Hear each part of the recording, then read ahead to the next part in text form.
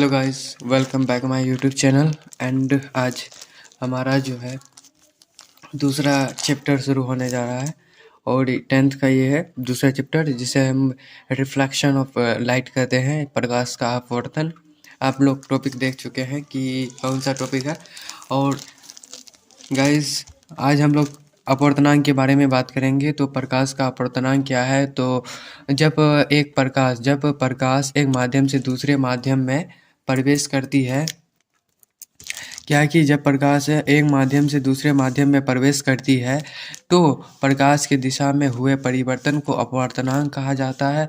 जब प्रकाश विरल माध्यम से सघन माध्यम की ओर जाती है तो वह अभिलंब की ओर मुड़ जाती है। और जब सघन माध्यम से विरल की माध्यम की ओर जाते हैं तो अभिलंब से दूर मुड़ जाती है। तो चित्र में आप लोग देख सकते हैं कि प्रकाश का अपवर्तनांक किसे कहते हैं, जिसमें क्या है एक सघन जिसमें बोला गया है कि एक विरल माध्यम से हवा जो है एक विरल माध्यम है। हवा से एक प्रकाश किरण आकर के यहाँ पर कि वो एक पानी में जब जाती है तो वहाँ यानी पानी यानी एक सघन माध्यम है। पानी क्या है? एक सघन माध्यम है। हवा एक विरल माध्यम है।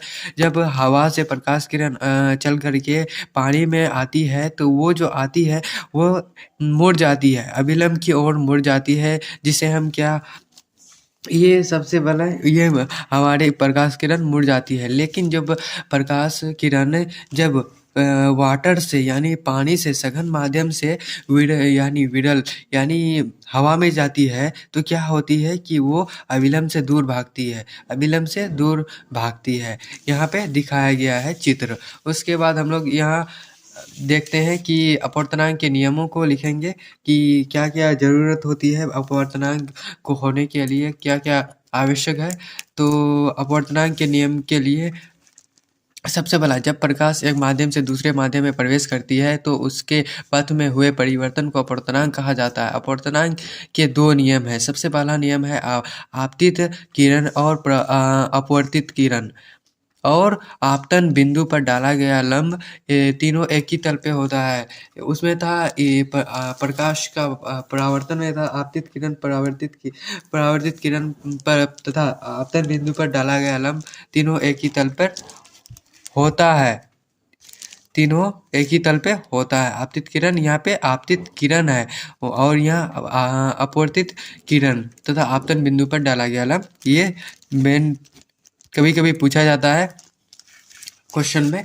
तो अब दूसरा जो है, दूसरा में क्या बोला है कि किसी खास दो माध्यम के लिए आपतन कोण और अपवर्तन कोण का अनुपात सदैव स्थिर रहता है। आपतन कोण और अपवर्तन कोण का मान जो होता है, यहाँ पे देख सकते हैं, आपतन कोण और अपवर्तन कोण का अनुपात सदैव स्थिर रहता है, जिसमें आपतन कोण की जया यहाँ पे आपतन कोण यानी पूरे आपतन कोण और अपवर्तन कोण की पूरे जया को क्या वो स्थिर करता है। ये स्थिर, ये हमारा हो गया।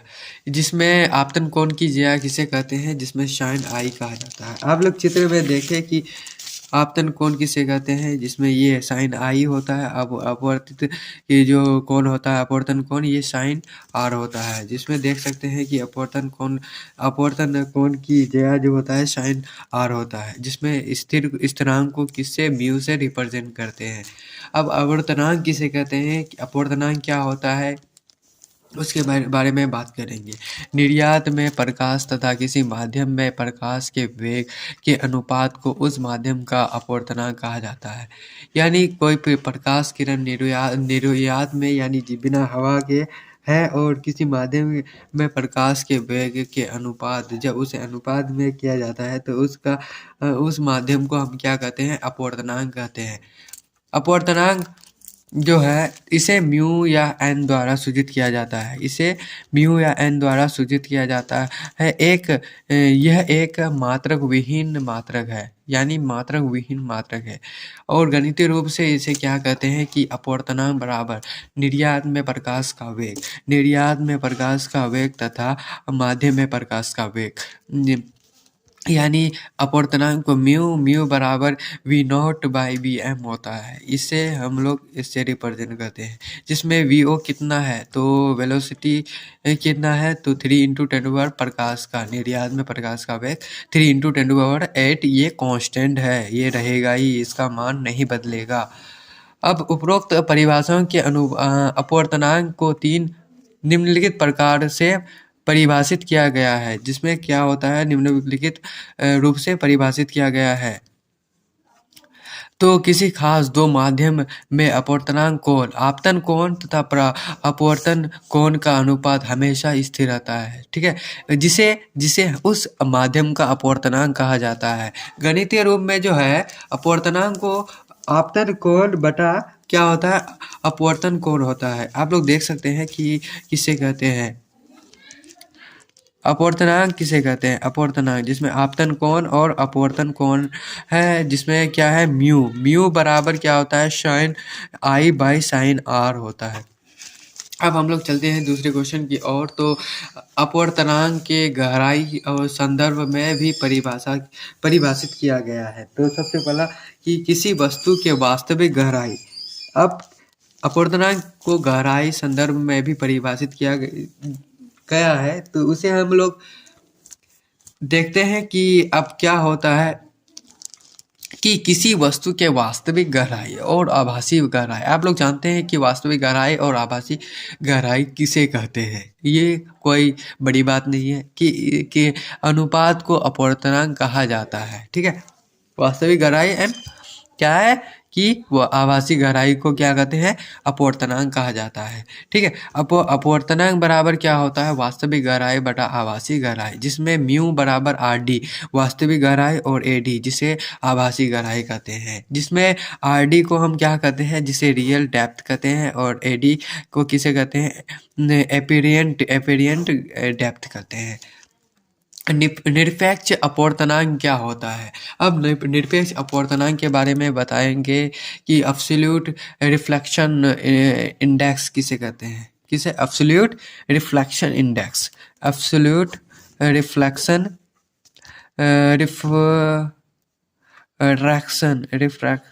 रिफ्लेक्टिव इंडेक्स, ठीक है। निर्यात का अपवर्तनांक एक माना गया है, क्या है कि अपवर्तनांक का निर्वात में अपवर्तनांक का मान ये 0, अतः ये क्या है निर्यात में सापेक्ष किसी माध्यम के अपवर्तनांक को उस माध्यम का निरपेक्ष अपवर्तनांक कहा जाता है। किसे कहते हैं निर्यात में सापेक्ष किसी माध्यम के अपवर्तनांक को माध्यम का निरपेक्ष अपवर्तनांक कहा जाता है। गणितीय रूप में से हम क्या कह सकते हैं कि किसी माध्यम का निरपेक्ष अपवर्तनांक को बराबर होता है माध्यम का अपवर्तनांक बटा निर्वात में अपवर्तनांक, जिसमें माध्यम का अपवर्तनांक क्या होता है म्यू बटा ये निर्वात में अपवर्तन जिसमें म्यू बाय म्यू नॉट होता है। अब हम आते हैं कि माध्यम का अपवर्तनांक को हम इस तरीके से भी लिख सकते हैं, जिसमें म्यू बाय आई कहते हैं और माध्यम का अपवर्तनांक क्या होता है एम होता है, ठीक है। अब हम लोग चलते हैं दूसरी ओर। तो अब हम लोग बात करेंगे अब माध्यम के बारे में। वायु का माध्यम कितना होता है, अपवर्तनांक कितना होता है, उसके बाद जल का, किरोसिन का, क्राउन कांच का क्या होता है। तो हम लोग और ये जो चार्ट है गाइस बच्चों, ये जो चार्ट है आप लोगों को हमेशा मैट्रिक में पूछा जाता है, ठीक है। और कभी कभी पूछ दिया जाता है कि हवा का अपवर्तनांक बताएं ऑब्जेक्टिव में, और कभी पूछ देता है कार्बन डाइऑक्साइड सल्फाइड का बता दे, हीरा का अपवर्तनांक बता दे। आप लोग कैसे बताएंगे, तो आप लोगों को ये डेटा पता होना चाहिए, आप लोगों को ये डेटा पता होना चाहिए क्योंकि ये इम्पोर्टेंट है, ठीक है। तो वायु का अपवर्तनांक कितना होता है, तो कुछ मुख्य माध्यमों में के निरपेक्ष अपवर्तनांक बताएं हैं। तो माध्यम का नाम सबसे पहले लिखेंगे अपवर्तनांक, फिर माध्यम का नाम अपवर्तनांक। तो सबसे पहला वायु का अपवर्तनांक देखते हैं। तो वायु का अपवर्तनांक होता है 1.0003 होता है, इक्वल टू 1 कह सकते हैं। जल का अपवर्तनांक कितना होता है 1.33 होता है, ठीक है, जल का अपवर्तनांक। और केरोसिन का अपवर्तनांक 1.44 होता है। और ग्राउंड कांच का अपवर्तनांक 1.52 होता है, ठीक है, 1.52 होता है। और कार्बन डाइसल्फाइड का जो होता है 1.63 होता है। और सल्फर कांच का जो होता है 1.65 होता है। अब बर्फ का अपवर्तनांक कितना होता है, किलो जल और बर्फ का देख लें कि इसमें बर्फ का अपवर्तनांक 1.31 होता है, लेकिन जल का जो है 1.33 होता है, यानी जल का ज़्यादा होता है बर्फ के अकॉर्डिंग।